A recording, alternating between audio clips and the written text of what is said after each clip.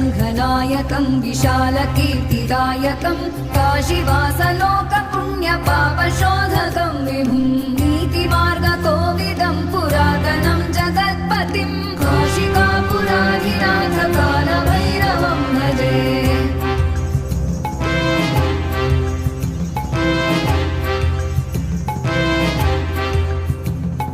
कालभैरवाष्टकं पठन्ति ये मनोहरं ज्ञानमुक्तिसाधकं